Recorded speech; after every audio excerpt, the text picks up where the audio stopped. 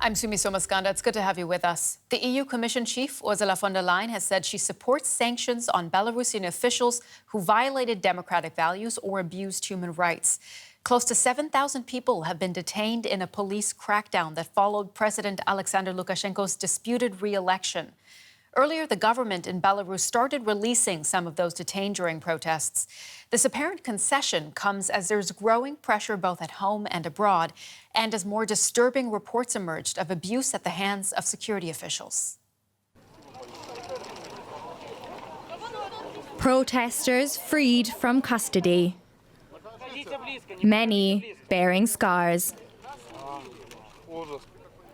They were detained whilst venting fury at what they see as a stolen election at the weekend, giving President Alexander Lukashenko a sixth term in office.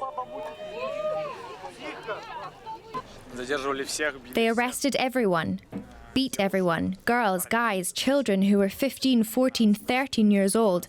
There was a grandpa who's around 70 with us. Everyone got detained. Even if you just came out of a shop to see what was going on, you got arrested.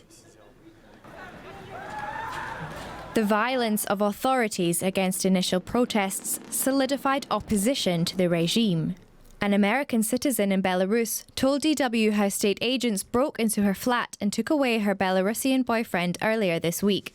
He's still believed to be in jail. There was 7 men, they were masked. I mean, it was just, I briefly saw one of them had I think AK-47 or some sort of automatic rifle, and I could see that his nose, I think they had broken his nose. There was blood on his face. Thousands of others across the country are also hoping for the release of loved ones, waiting and organising and picketing detention centres. Many of those already freed show the injuries officers inflicted. The pictures are spreading around the world and more will come. People in the streets are piling the pressure on the government as it seems to bleed legitimacy. Let's speak now to Franek Viachorka in Minsk. He's an activist in Belarus, and he's been following developments there. Franek, thank you for joining us. As we mentioned, the government has started to release some of the prisoners who were detained. We know that there are still a lot of people behind bars, and we've heard some harrowing accounts from those who've been released. What are you hearing from prisoners? Basically, what we have right now that can be called concentration camps in 2020. People are kept outside, they are sleeping on asphalt, they are beaten every day and every night. Some of them are taken by ambulances without consciousness. Authorities decided to beat everyone and everywhere. When you disagree with the government, then you go beaten, and then you go through all these tortures, that they offer. And I think it will not stop people's protest. People still want to go to streets, and now the demand is only one, to ask Lukashenko to step down. Franek, you call these concentration camps. I have to ask because there was an apology issued for the treatment of some people, especially bystanders who faced violence. Do you think that apology was insincere? It was absolutely insincere, and it was made because of the international pressure. It was made because of the local pressure and ongoing protests.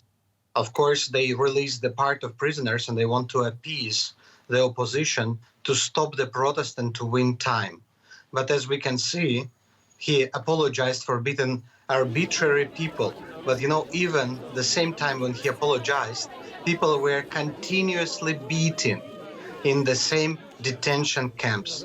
They are lying every day, but people believe and trust them lesser and lesser. Franek Viachorka, an activist in Belarus. Thank you very much for joining us here on DW. Thank you. And let's get some analysis on this story now. We have Jörg Vorbrig with us. He's the Director for Central and Eastern Europe at the German Marshall Fund. He joins us from right here in Berlin. Hi, Jörg. I want to get your take on what's happening in Belarus. Do you think President Lukashenko's time in power is finally running out? Yes, absolutely. I think he has reached his due-by date. I don't see any chance for him to dial back this development, to retain power. The big question really for the next couple of days is whether the transition away from Alexander Lukashenko will be peaceful, or if even more blood will be piled on top of the violence that we have seen in the last couple of days. I do not see how Alexander Lukashenko can stay in power at this stage. We see strikes in the country. We see a mass movement that basically has one central demand, that is for him to go. We see defections from within the apparatus, journalists, diplomats, people in the security forces. So I do think that the end is nigh for Alexander Lukashenko in power. The pressure, protesters are keeping up the pressure, as you said. Meanwhile, I want to ask you about the international community, because the European Union is supporting now sanctions against Belarus. Do you think that's going to be an effective move if they decide to do so? Well, sanctions have a long-term effect.